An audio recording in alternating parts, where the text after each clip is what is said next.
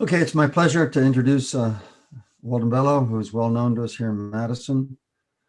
If the Guinness Book of Records had an entry for most visiting professorships held at prestigious universities, our speaker today would win that crown, hands down. But even that cannot begin to encompass an extraordinary career that has made him variously an activist, analyst, academic, administrator, investigator, columnist, congressman, director, editor, and executive as he rounds the globe in a tireless quest to understand and change the character of Philippine society and its place in an ever-changing world.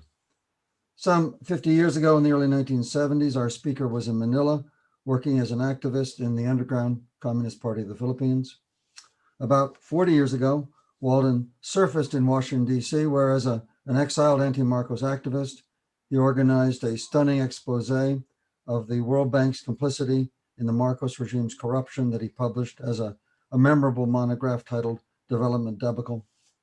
Some 30 years ago in 1990, Walden was the executive director of Food First in San Francisco, turning the attention of activists and development experts to that critical issue we now call food security, an issue that remains enormously problematic and germane today. And 25 years ago, after the Marcos regime fell for power and its nominally democratic successor stopped arresting activists, Walden was back in Manila, where he became a professor at the University of the Philippines and served as a representative of the Citizens Action Party, Akbayan, in the Philippine Congress from 2009 to 2015 when he resigned in protest. Simultaneously, Walden was flying back and forth across the South China Sea to Bangkok, where he was founding director of Focus on the Global South, churning out countless eloquent essays on development issues for the English language press in both Bangkok and Manila. During the past decade plus, Walden has also been shuttling across the Pacific to serve as professor at St. Mary's University in Canada, an adjunct professor at SUNY Binghamton since 2008, and an associate at the Transnational Institute in Amsterdam. And throughout all these global travels, Walden managed to compile an amazingly impressive roster of 20 published books, an international reputation as an informed critic of neoliberal development, and more frequent flyer miles than anybody I know. Apart from accumulating all those miles, his travels have made him a genuine internationalist, producing during the last decade a succession of penetrating studies with an extraordinary international range, covering state fragmentation in the Philippines, 2013, development pressures on Myanmar, 2018, the Hindu counter-revolution in India, 2019, China's economic bubble that same year, and the manipulated 2021 elections in Thailand, India, and the Philippines. And his topic for today, the subject of a recent book, The Global Rise of the Far Right. Welcome to Madison, at least virtually, Walden. Good to see you again. Okay, yes. Thank you very much, Al, and I'm very happy to be here with all of you. It's 1 a.m. here, and I believe there are a number of other people from the Philippines at this time joining all of you in Wisconsin. So, yes, can we have the screen share, please, Mary? Okay. So the title of my presentation today is Toward a Comparative Analysis of Far-Right Regimes. The COVID-19 pandemic has triggered an efflorescence of ideas on how to reorganize society along more progressive lines. In webinars spanning the globe, people have been treated to a dazzling array of alternatives, including a reinvigorated left-wing Keynesianism, degrowth, deglobalization, ecofeminism, food sovereignty, emancipatory Marxism, and buen vivir, or living well. The only problem is that these wonderful ideas have little or uncertain political traction. even as the dominant paradigm of liberal democracy, cum neoliberal economics, has entered into even deeper crisis and may well be, quote unquote, dying slowly, as economist Danny Roderick puts it. On the opposite side of the political spectrum, neither the conservatives nor the far right have any really innovative ideas. And what interesting ones they have, like deglobalization, are pirated from the left. Yet the far right has political momentum, and the destabilizing impact of COVID-19 might in fact accelerate that momentum. The global rise of the far right is one of the two biggest surprises of the last half century, along with the collapse of socialist regimes in Eastern Europe and the Soviet Union in the last decade of the 20th century. In 2010, there were no regimes of what we might call the new far right globally, except for Hungary. Now we have seen far right personalities come to power in 4 of the 7 biggest democracies: India, the United States, Brazil, and the Philippines. And of course, recent events in the United States have altered that situation, but perhaps not permanently. And even where they are not part of coalitions in power, by their electoral weight, they have in many instances moved the center of gravity of politics to the right, as in Germany, Denmark, and Italy. Far right-wing regimes have come to power in both the global north and the global south. While sharing some characteristics, there are also unique features to to these governing groups associated with their place in the global political economy, so that it is useful to consider them separately for purposes of analysis, without, however, suggesting that it is only or even mainly global political economic location that accounts for the origins and dynamics of this regime. The far right and the global north. What factors are behind the rise of far right regimes and personalities in the global north? First, the far right in Europe and the United States was able to take advantage of the negative impact of neoliberal policies on people's living conditions. Social Democrats, or the center left, were implicated in the formulation and implementation of neoliberal policies. This left a big part of their base feeling that they could no longer rely on social democratic parties to protect them, making them vulnerable to being pirated by parties of the right that cleverly shed the blanket endorsement of neoliberal policies by the center right and opportunistically cherry-picked welfarist positions traditionally championed by the left. Uh, Second, in Europe, the far right was able to harvest resentment against the European Union by riding on the democracy issue, saying that the unelected technocratic leadership of the EU was lording it over the democratically elected national leaders of member states. Thus, when in 2015, the so-called Troika disregarded the results of the Greek referendum on the austerity program it imposed on the Greek people, Marine Le Pen, the leader of the National Front in France, draped herself as a Democrat, proclaiming, and I quote, "the choice is either democracy or Euro dictatorship," unquote. Third, extreme right-wing parties have been able to dominate the migrant issue with little effective opposition.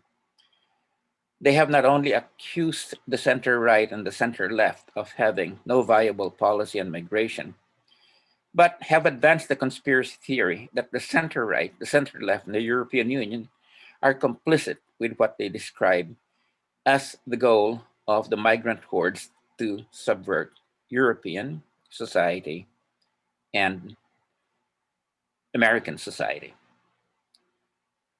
Opposition to migration and ensuring dominance of white society over minorities is the central issue the far right is riding and mobilizing on. And it is within a racist gestalt that they have positioned their opportunistic advocacy of anti-globalization, anti-neoliberal, and pro-democracy stance.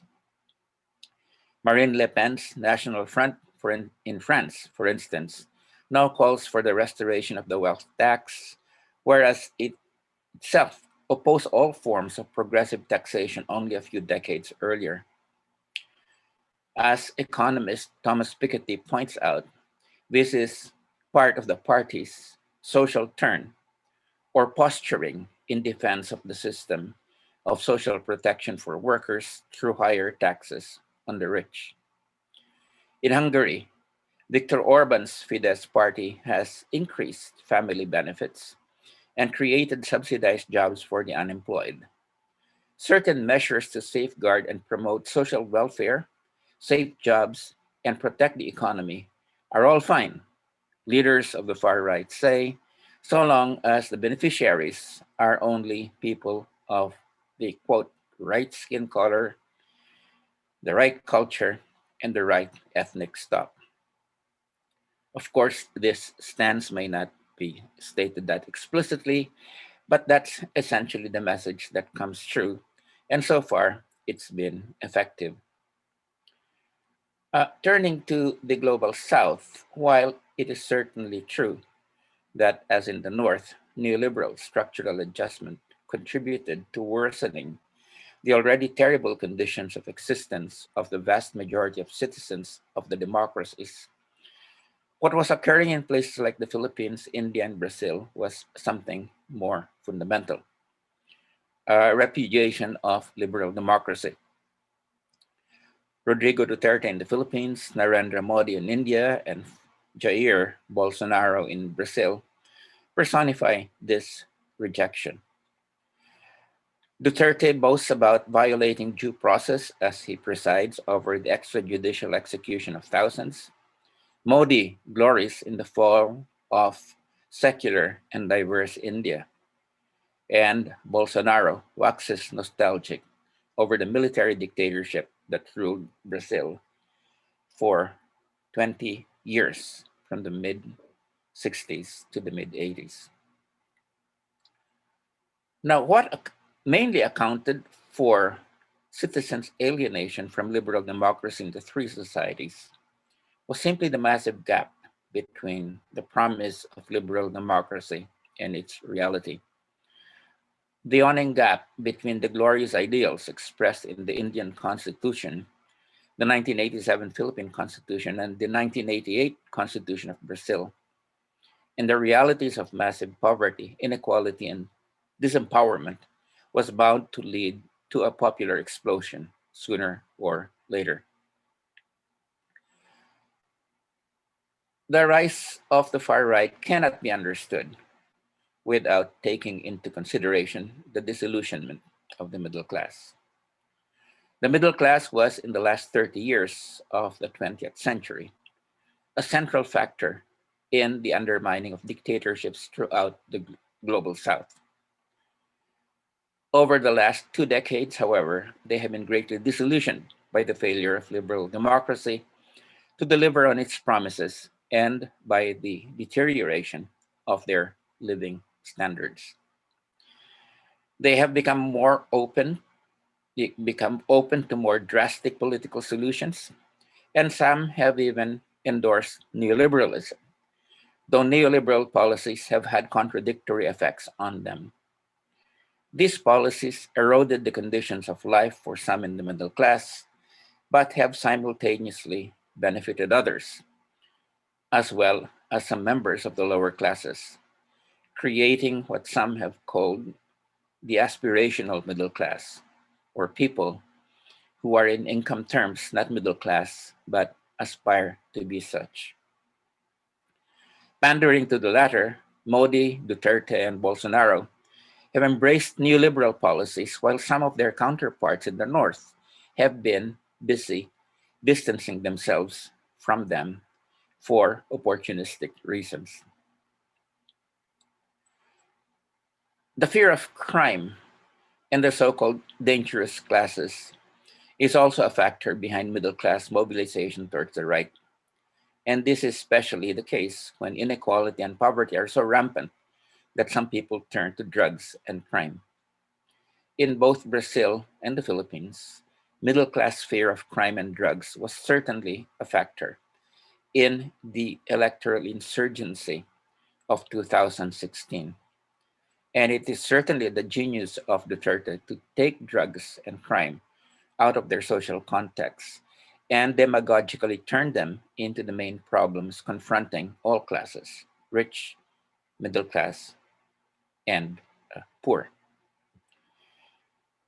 There is also the powerful appeal of an anti-corruption stance, and not just to the middle class. Elections are fueled by campaigns to, quote, throw the bombs out, saying in American politics. It seems, however, that every party that comes to power on an anti-corruption platform becomes corrupt in power, so that people become very cynical of electoral exercises and are attracted to leaders like India's Modi and the Philippines' Duterte, who they may not agree with on many points and who they may even see as dangerous to political rights, but who are able to project a non-corrupt image, though of course the reality may be different. In Brazil, a large number of voters went for Bolsonaro to punish the Workers' Party for perceived corruption among some of its leadership.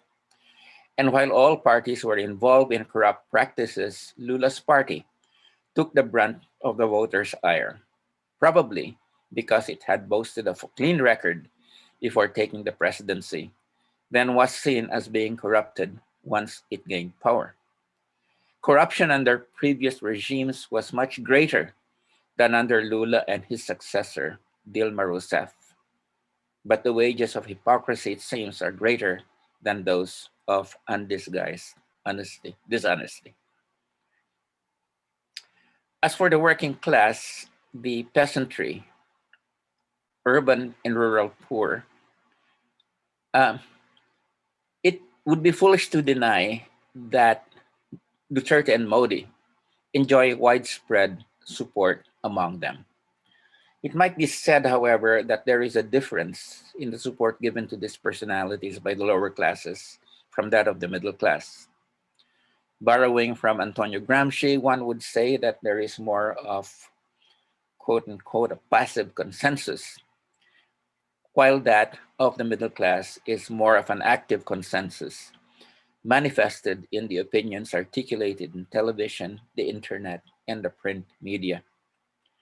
The middle class intelligentsia has always taken the lead in forming public opinion. And in India and the Philippines, a large sector of this stratum has supported Modi and Duterte. Finally, one cannot understand the success of some of these far-right personalities without taking into consideration their charisma. Modi and Duterte, in particular, are charismatic personalities who seem to get overwhelming support, the overwhelming majority to support or tolerate whatever they say and do, defying explanations based on rational calculus, class, and patronage. None of the far-right personalities in the North can even come close to enjoying the massive across-the-board appeal of these two figures. Though in the case of Donald Trump, he does seem to have a charismatic hold on the Republican Party and mass base, as evidenced by the fact that over 74 million Americans voted for him in the elections of 2020, over 11 million more votes than he got in 2016. And of course, we all know that the vast majority of the Republican Party uh, believed that Biden stole the elections, despite all proof to the contrary. So let me just say that regimes of the extreme right in the global north and the global south have shared characteristics. This essay has explored the contrasts between them. The aim has been to contribute to a common effort to arrive at a more comprehensive explanation for their having gained the political momentum against their rivals on the center and the left in the current global political conjuncture. Uh, I cannot, however, end on this note. Let me say that in the battle for hearts and minds, which is a Vietnam era phrase so appropriate for the political struggles of our time, one cannot count out the left. There are many among the young, especially those who are not burdened by the 20th century legacy of often fratricidal fights within the left, who are very capable of thinking outside the box and bringing together those elements that could perhaps create the combustion that can drive a new progressive movement. There are a few points that I would stress as a contribution to this quest for a reinvigorated left. First, I think we would be setting off on the wrong foot were we to view the far right as simply the result of clever manipulation by some devilishly clever leader. If people rally around a leader, it's because their social conditions make them receptive to his or her message. As Max Weber wrote, we really need to understand those conditions, basing our political alternative on cold analysis of these. Second, it is important that we not compromise in our defense of the fundamental human and democratic rights in the face of the right-wing assault, for it is our example that will firm up those wavering in upholding these rights. Third, a strong line of resistance can be constructed by building it on the intersections of the struggles for racial, class, gender, and environmental justice. These struggles are complementary. The challenge is how to link them in a strong and sustained manner, like Martin Luther King linked their struggle against the Vietnam War with the battle for the civil rights of Black people in the United States. Finally, we cannot simply offer a defense of traditional liberal democratic principles. To gain traction, ours must be a vision and program of a better society marked by equality, comprehensive justice, and participatory decision making, whether one calls this democratic socialism, social democracy, or just plain socialism. We must have faith that in the end, cooperation trumps hate. Thank you very much. And again, I would like to thank all of you for inviting me to participate in this session today.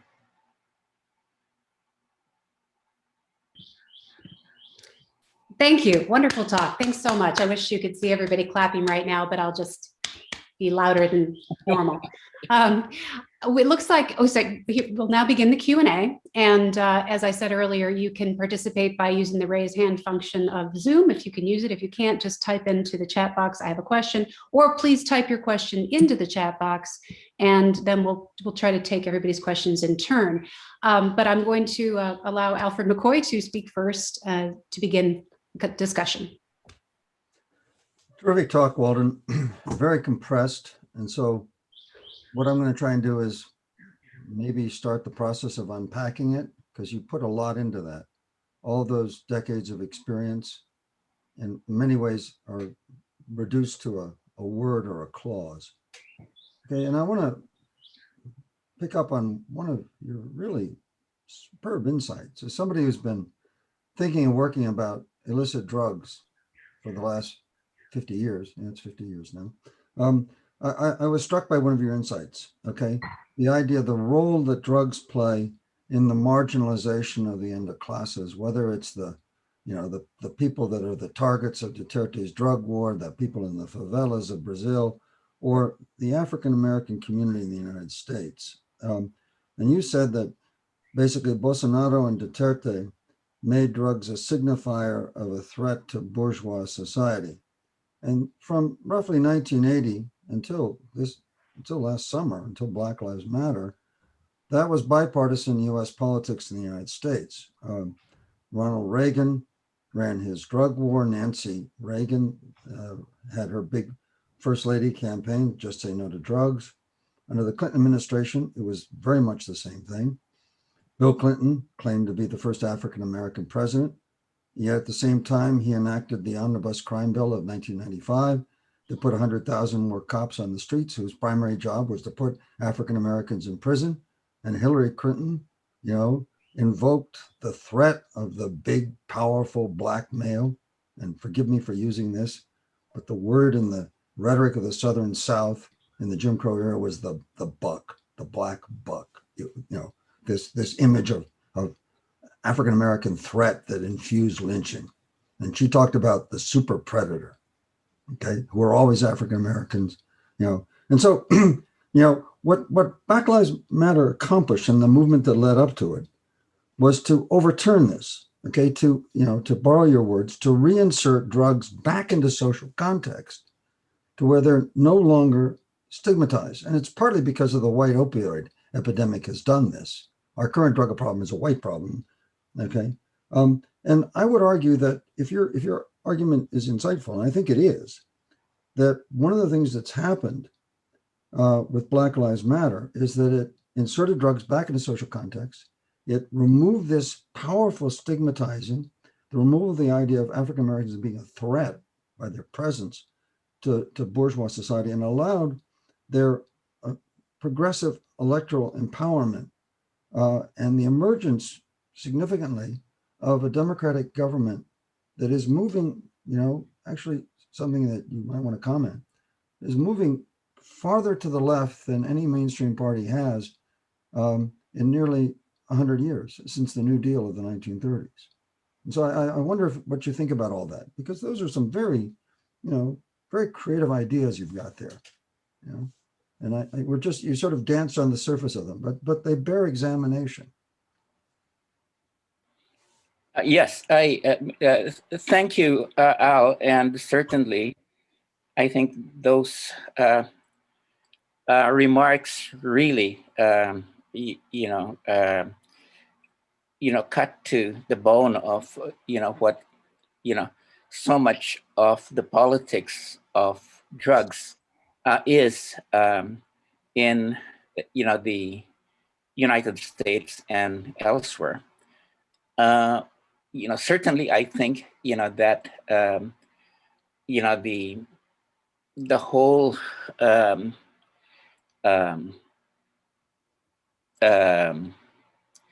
the whole Southern strategy that began with Nixon and when it was carried out by Reagan, and ultimately, made the Republican Party the party of white supremacy. I think certainly this stigmatization of the Afro-American community with the brush of drugs and crime. That was in fact using the image of drugs and crime without specifically referring to Black people or to Afro-Americans. This was essentially the essence of dog whistle politics, so that racism in the United States became respectable with this kind of imagery, using drugs and crime, without seeming to be, something, was that you were invoking racism, So yes, definitely, I think that this was very central to the whole colonization, of white supremacy of the Republican Party. And yes, I believe that, I do think that, that Black Lives Matter, and a number of similar, and a number of movements, including in in academia as well, and really has begun to turn this around, and indeed, um, put, as you said, uh, the whole question of drugs and crime back into their social context, instead of the kind of floating dog whistle kind of politics that you had before. And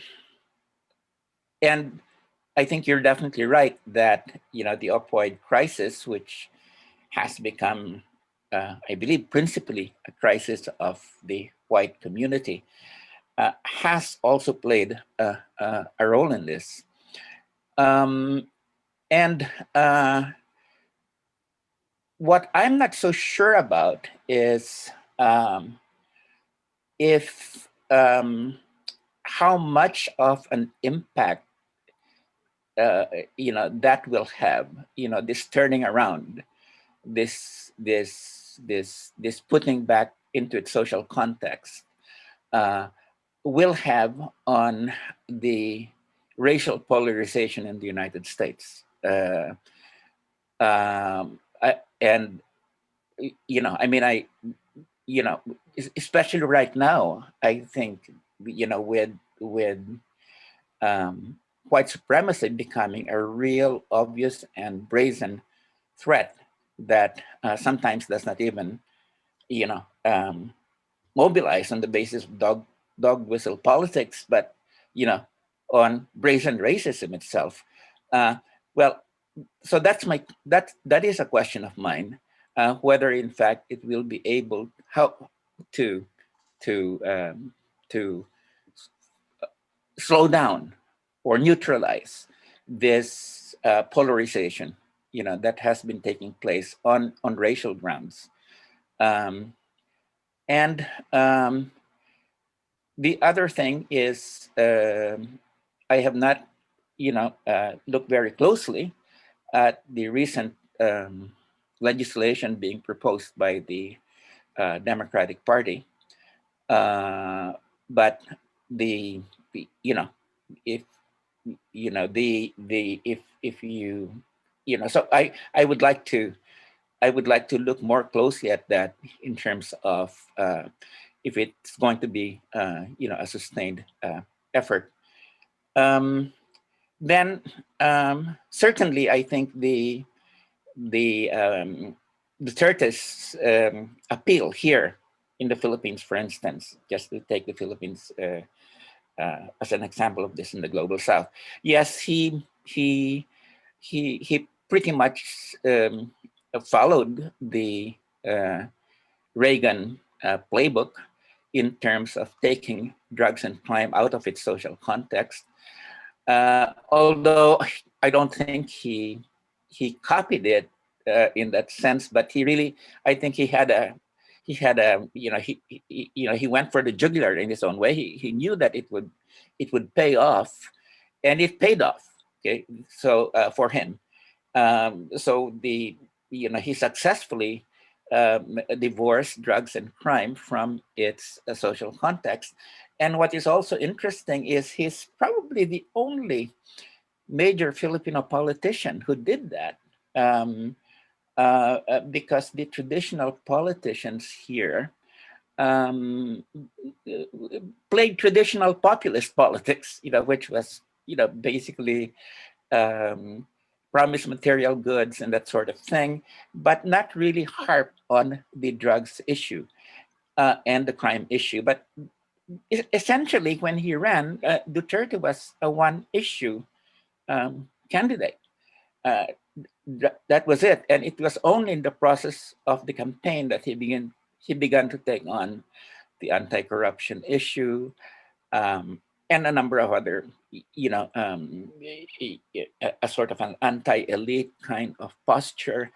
And I think part of his success in doing that was people, thinking, middle-class people as well as non-middle-class people who were so tired of corruption, thinking that, well, if he has this iron hand against crime and drugs, well, he might also be able to exercise that iron hand against corruption and, against the elite and change things in a way that other politicians in the past, including populist politicians like Estrada, were not able to do. So that is my sense or interpretation for his gaining, a solid 40% of the vote back in 2016. It wasn't only because of his stance on drugs and his very provocative statements, which really appealed to, this sort of, getting the, taking out drugs and crime from its social context, then, rhetorically really making that the center of his campaign. I think it wasn't, only that.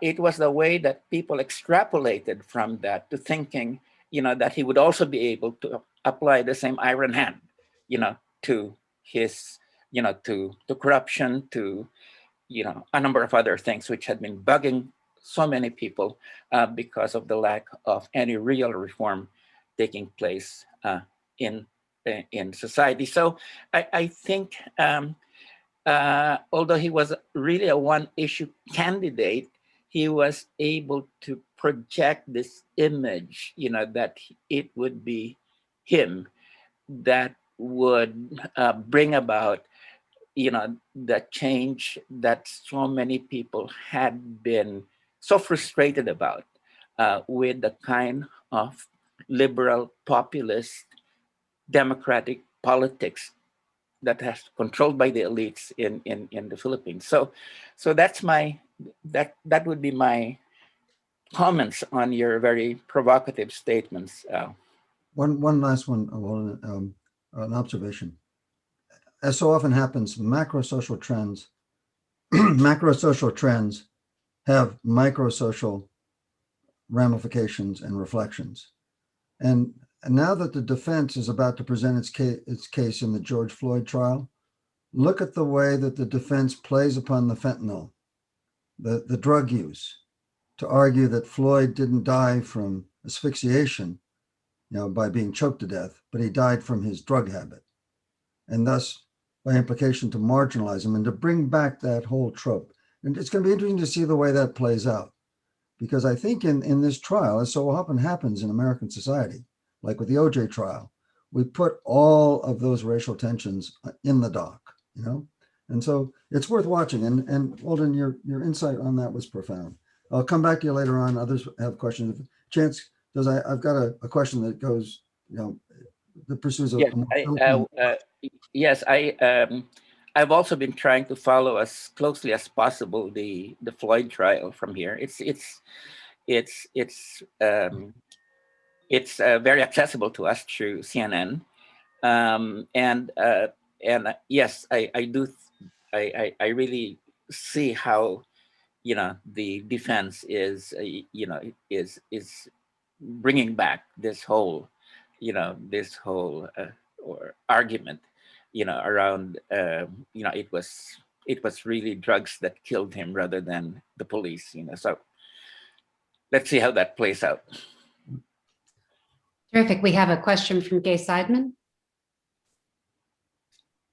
Go ahead. Yes, if I can manage to make myself unmuted.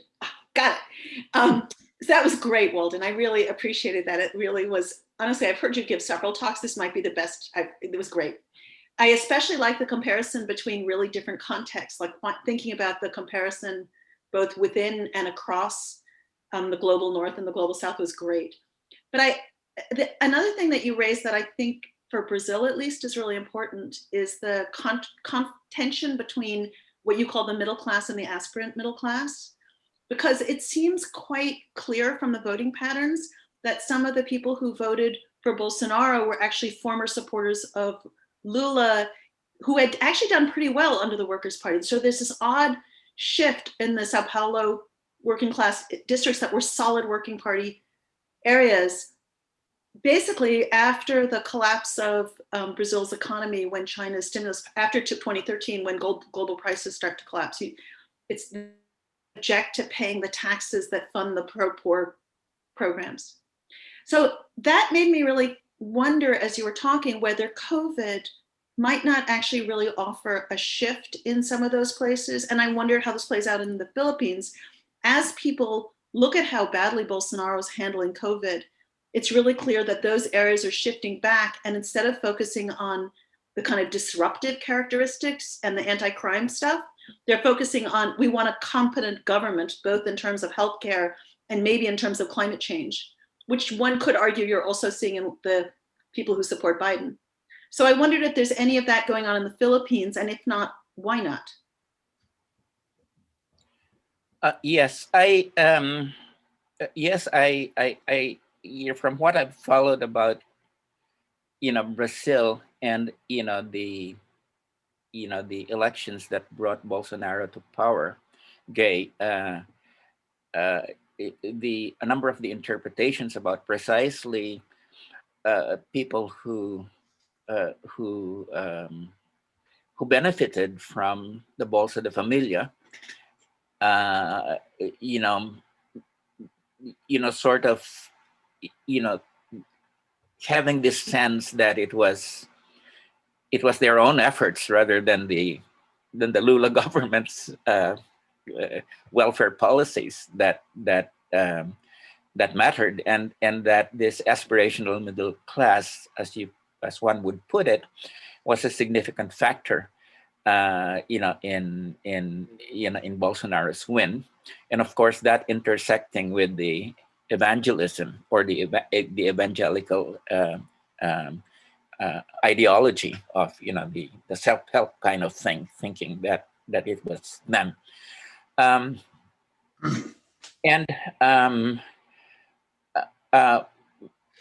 over here, when you talk about COVID-19,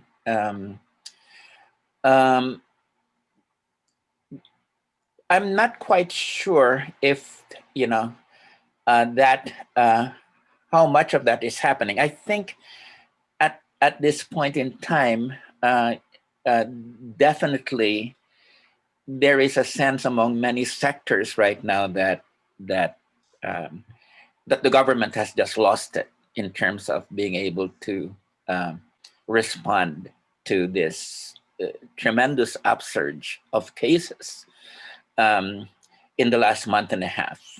It's the worst in Southeast Asia, as I understand it. And but it at the same time, I think we really need to acknowledge two things. One is, that as of about 3 months ago, the polls still showed, that Duterte had something of, the order of a 90% rating, favorably popularity rating. A lot of people were confounded, by that. But this would have been around December, So, of course, there's been arguments about how truthful are the polls, or and there's been that back and forth when it comes to that. My own sense is, that it's not to discount favorable ratings, reported by the polls. But since then, especially the last month and a half, things have really deteriorated. there is a sense of just incapacity all around. The vaccine question, it's just a mess, and the whole strategy of the government, has had so many contradictions, and and basically this not knowing, whether to open up the economy or not to open up, and opening up has been leading to this surge. So I think, yes, I think that is creating a sense that this government cannot hack it. At the same time, I would not underestimate the continuing hold that he would have, on significant sectors of, of society, and so I would say that there's a third thing, and that is he's got this vast propaganda machine. Okay, that basically is out there trolling and helping to really create this image that he's doing all he can, and not to underestimate the fact that he does have this trolling machine that is, my sense, it's probably the most effective in Southeast Asia at this point in time. So I think we need to see how much of this incapacity on the COVID question is going to translate into disaffection with the government. And it also, I think, is depends on the opposition. Okay, and the opposition, I believe, has to offer more than just a criticism of Duterte, and it has to offer more than just denunciations of his violations of human rights and due process, and it has to be able to really create this image that it wants to not to go back to the past, but to move to the future. Okay, and with an effective with a vision and a program for real equality and social justice, because that's, I think, that's really where I think the battle lines will be. Because if it's just if it's just going to hit people as a return to a failed liberal democracy, then it's not going to work. So that's my sense at this point. We're moving into 2022, and the opposition has been getting together and discussing how to oppose Duterte.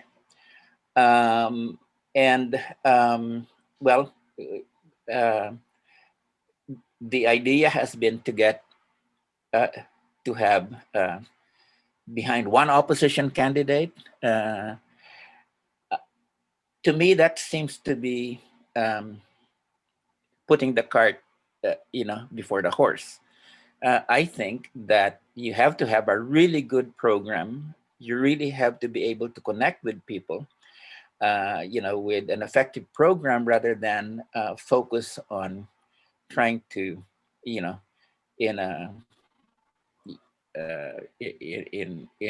um, in a way that might strike people as horse trading, settling on a candidate instead of first, people being exposed to what people stand for, what candidates stand for. So, so that would be my sense of where things are, at this point. The other thing that I would just like to ask, though, Gabe, because you have been following this, is when it comes to Brazil,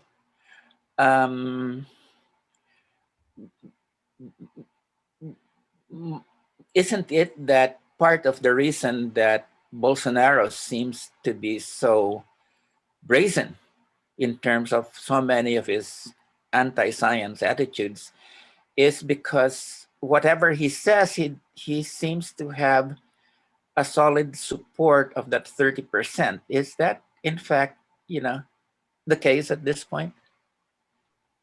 It's actually complicated. I think in the last week or two, things have changed dramatically. And we're seeing a real shift in the center. So, and also Lula, the charges against Lula were dropped. And so it looks like Lula is going to run. So but other people have questions. We'll have this conversation later. Sure. Yes, thank you. That was a really interesting discussion. Next, we have Jim Riker. Thank you for your insightful presentation. Given your longtime understanding of the dynamics of international political economy, what can you say about the changing role of international financial institutions, the IMF, World Bank, as promoters and guardians of the neoliberal economic model and not the liberal economic order? Democratic order, sorry. Well, yeah, thank you, Jim. I just, had, an article I did for Dissent has just come out, in the spring issue, where the focus of the article is the decline of multilateralism. And I think we have a situation right now where the old multilateral order has been eroded, okay? And a number of factors have contributed to this. I think, that compared to, say, about 25 years ago, 1995, 1996, that was the pinnacle of multilateralism when the World Trade Organization was founded in 1995 and joined the Bretton Woods institutions, the World Bank and the IMF, as the sort of the political canopy of the global capitalist system. That was the pinnacle. In the last, 25 years, we've had the World Trade Organization. It's now really, how would you put it, fighting to maintain itself as a significant force in global trade. And part of the reason this has happened is because the United States, after the collapse of two ministerials in Seattle in 1999 and Cancun in 2003, the United States decided to shift its trade liberalization initiatives away from the World Trade Organization into bilateral and multilateral kind of arrangements, like the Trans-Pacific Partnership that was championed by the Obama administration. And in fact, it's the United States that has now paralyzed the WTO in terms of the dispute settlement system. It can't move at all because the United States has just, vetoed judges, and it's not just Trump that began this. Even under Obama, they were vetoing judges because of their stands on things that the United States, wanted them to rule otherwise. And I don't think the Biden administration is going to significantly change that. Of course, the new woman head of the WTO was initially blocked by Trump, but but Biden has removed that block. But it doesn't seem like, in terms of the other agenda of the United States, that it's going to move away from being a disruptive force.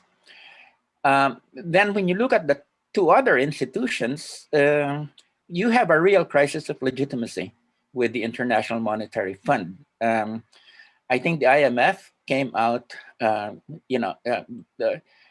last 10 years was the IMF was part of the troika, in Europe, that really squeezed European countries, especially Ireland and Greece, and showing that it had never really changed its pattern of behavior from that in which it put to developing countries and to the Asian economies back in 1997, 1998, the financial crisis. And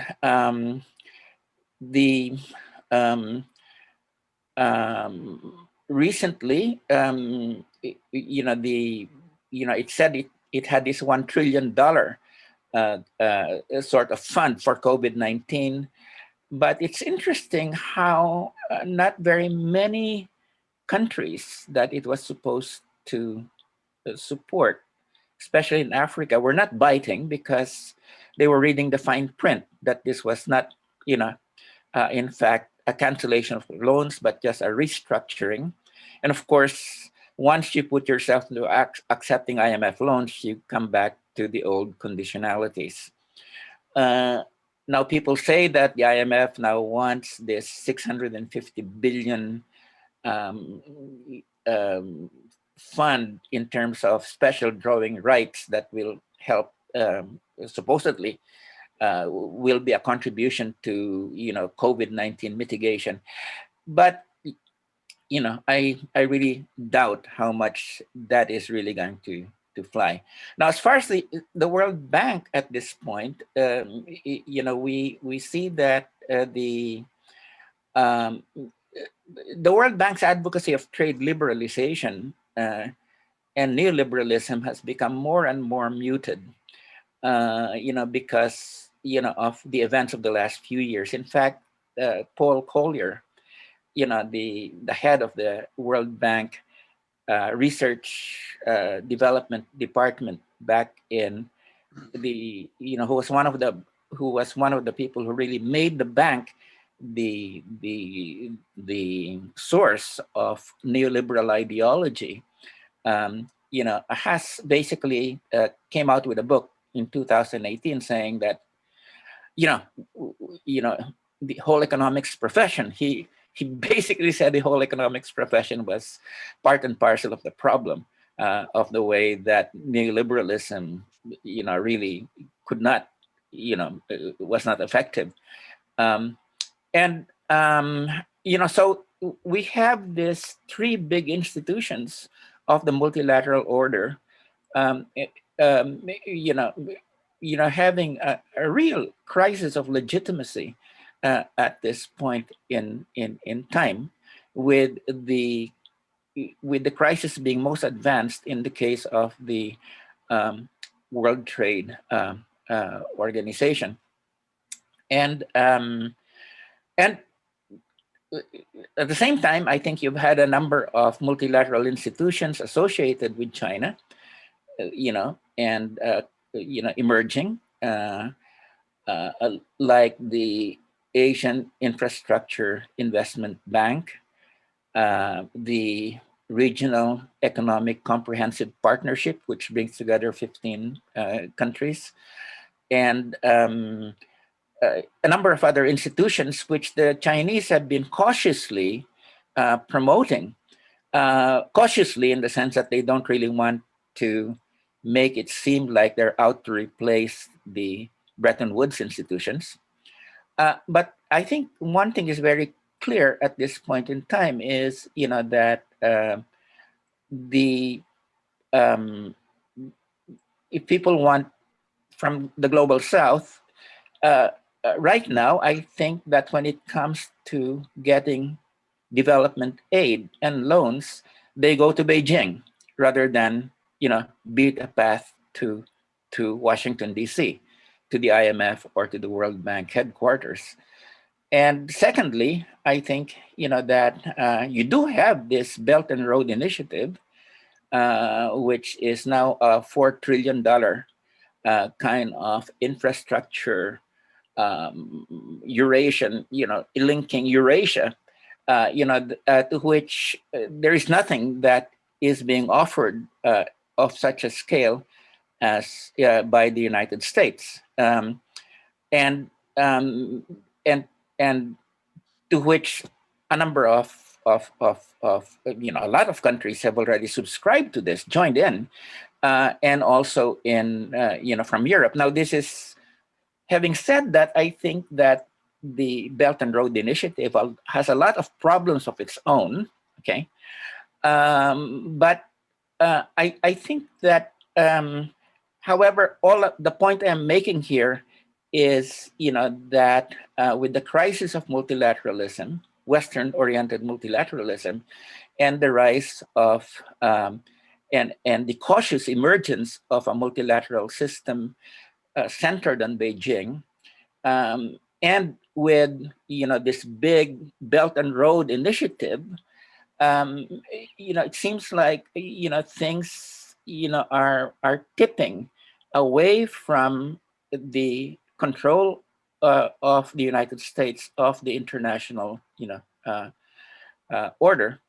Of course, all of this, in my view, really comes down to the fact that, especially given the stagnation of the U.S. economy over the last 10 years, that China has become really the new center of global capital accumulation, and that this changes in the multilateral order and the crisis of the multilateral order owes itself to this infrastructural kind of change that is, a world historic change, in terms of the center of global capital accumulation.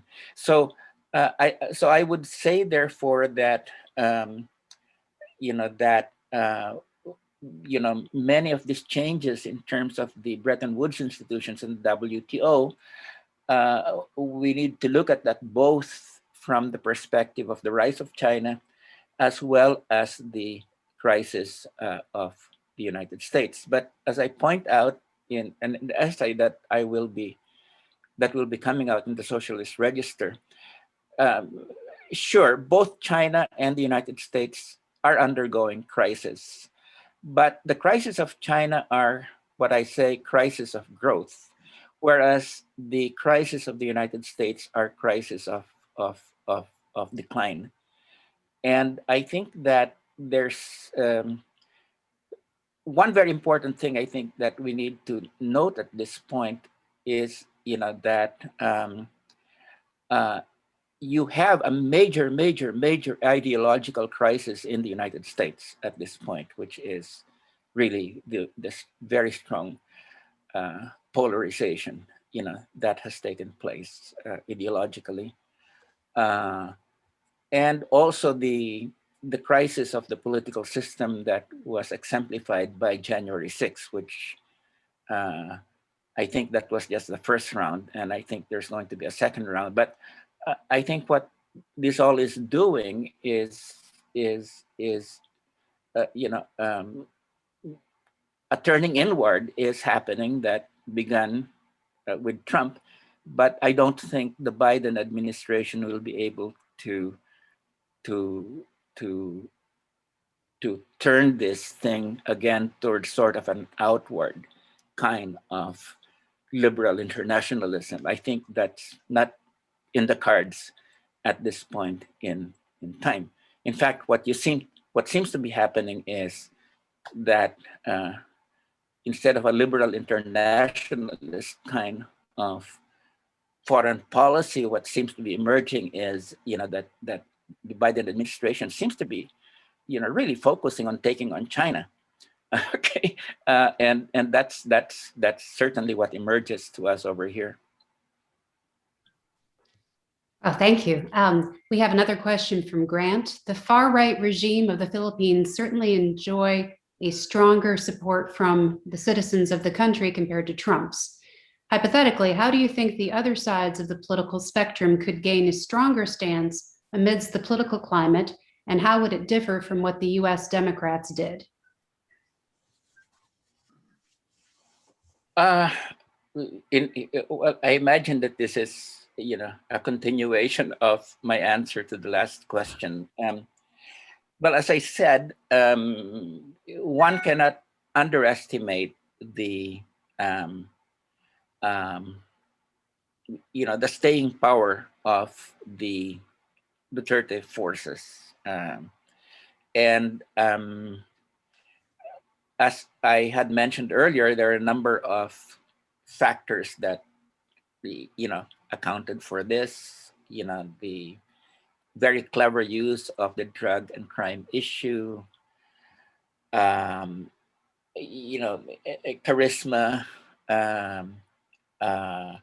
and so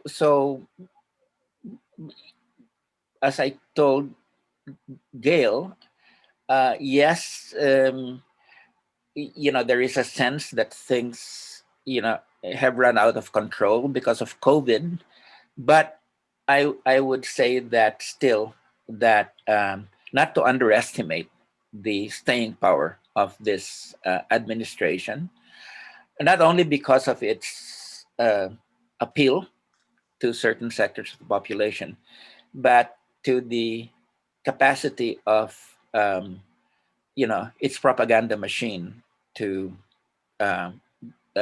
to dominate the internet and dominate Facebook, for instance. Okay.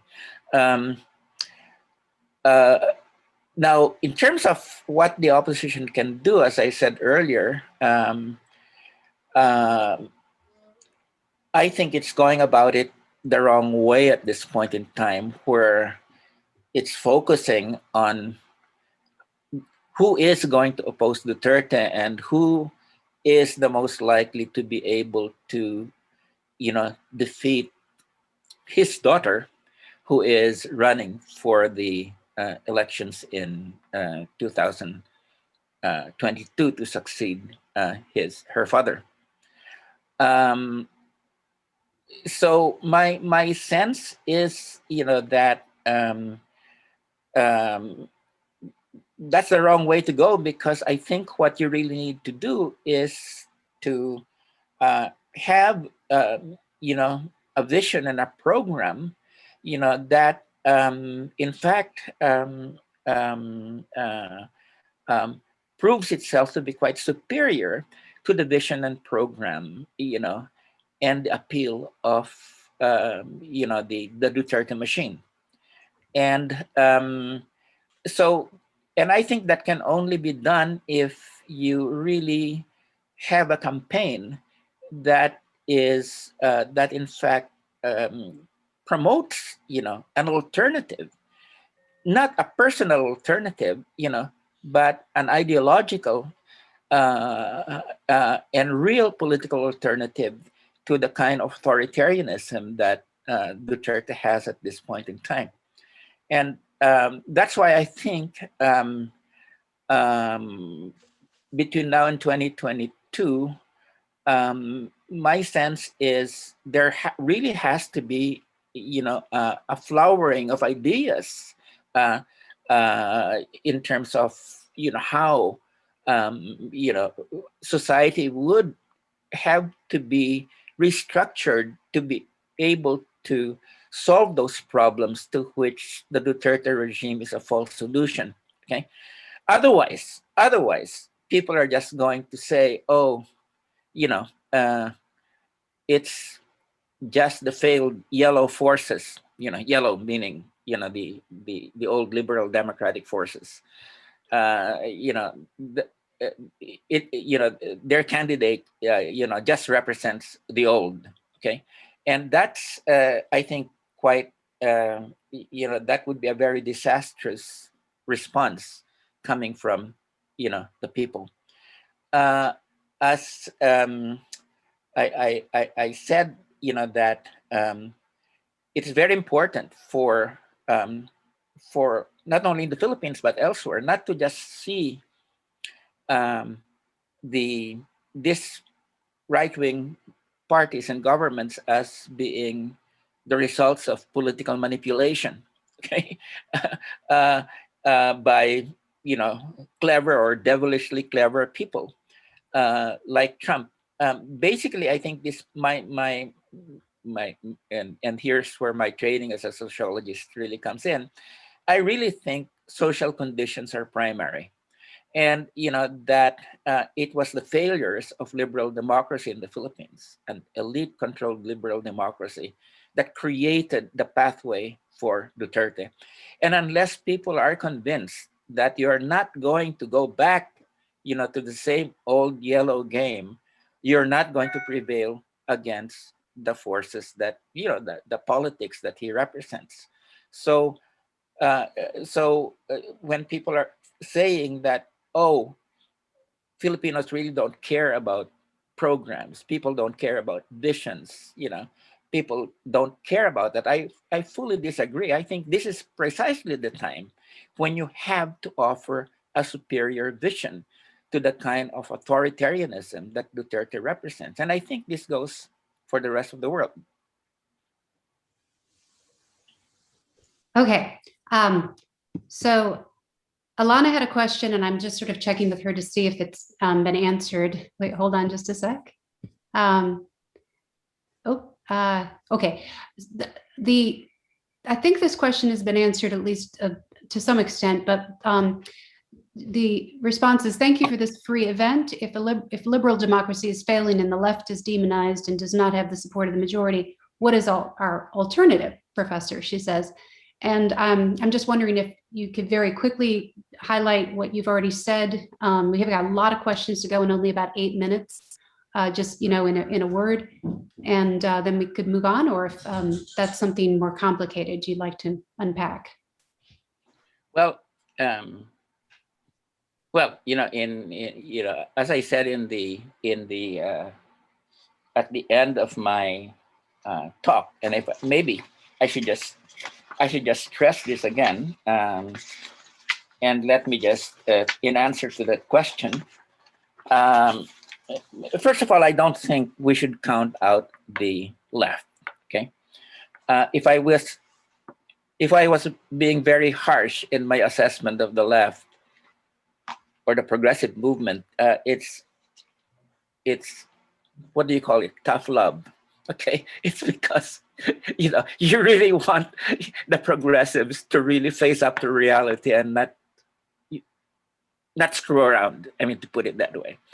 And so that was why I said that if we don't shape up, we're really going to be marginalized. And the points that I raised here as to how do we get out of this. First of all, I said that I do not think I think that there are many people within the progressive movement that can think out of the box, and that I think especially younger people, throughout the world, who have not been caught up in the politics of the old left, and oftentimes it's fratricidal politics, can be, I mean, they're out there. I'm confident about that. Second, I did say that, hey, we should really look at the social conditions that produce this right-wing personalities and movements, rather than dismiss them as being creations by right-wing, by clever personalities. Third is, it would be very important to really stand up for human and democratic rights when they are being assaulted, because it's by standing up that we will, be able to firm up those who are wavering in upholding these rights. Third is intersectionality of racial, class, gender, and struggles for environmental justice. I think there's a lot of potential in terms of bringing those together because they're really complementary. But the challenge is, how do you bring them together, both strategically and tactically? And finally, I think we do need to be able to offer something that transcends, the present, and the great problem with bourgeois liberal democracy, to put it that way, has always been on the equality front. Okay, whether it's equality of in class, gender, and race. I think we really have to be able to offer a vision of genuine equality and participatory democracy. And I think this, and I think that we just have to have faith that a society that's based on cooperation, is going to trump the vision of society based on hate. So those are some of the elements, of course, that that I touched on, and of course that's within the confines of this talk at this point in time. We can only address that in a very limited fashion, but certainly I think that we have the potential. I think progressives have the potential to turn things around. Great, thank you. We have about 3 minutes left, 4. And before we end, I want to call attention to Gay Seidman put a note and a link in the discussion about anybody interested in discussions about where Brazil's democracy might be headed. And she says there's a conference on April 16th and 17th. So have a look at that. The last question we have time for today, and I just lost it, is from Carl Laurence G. Diamante, if I said that right. Really appreciate all the insights you presented. I was wondering if you could please provide some insight on the relationship between far-right politics and the rise of anti-intellectualism or even historical revisionism in some countries. So that's a great question to end on. Go ahead. Well, an extremely important question. Well, I think that what has been so common, with,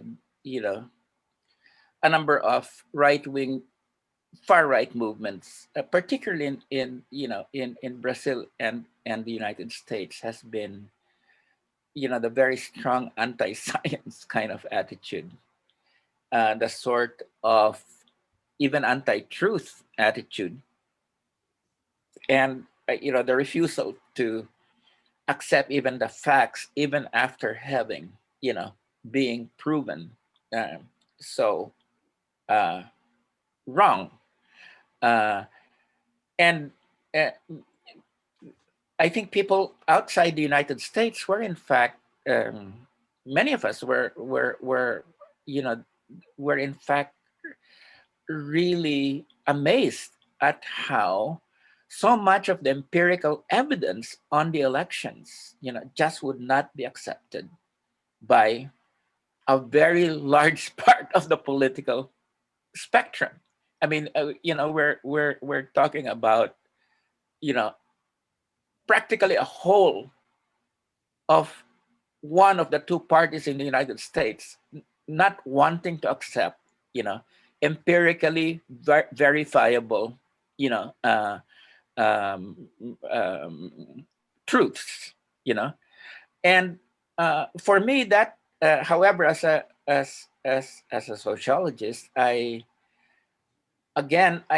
think this shows how much of one's intellectual perspectives is really rooted in one's class politics. And I think in the United States, I think the way that Trump and the Republican Party have just been able to fuse a lot of social resentments, even resentments that should be really directed, at the elite, into being directed in a racist fashion against minorities. And their success in doing that, to the point that, all of the things that, go against that kind of view of the world, this white supremacist view of the world, is rejected out of hand. I think that that shows the limits. My sense is that shows the limits of empirical validation, for certain social groups. They, I, or if, for instance, even here in the Philippines, uh, whatever you may say about 27,000 people who've been subjected to extrajudicial execution, you will find large sectors of the society just not buying that, either saying it's not really happened, it's just made up, despite all the evidence that this has happened. You would still have large sectors of people that would basically say that didn't happen, or that's not true, or that's just fabricated. Okay, so again, I guess my point is the priority of social rootedness, the priority of one's position in society, especially during a very polarized period where the absorption of truth becomes very selective.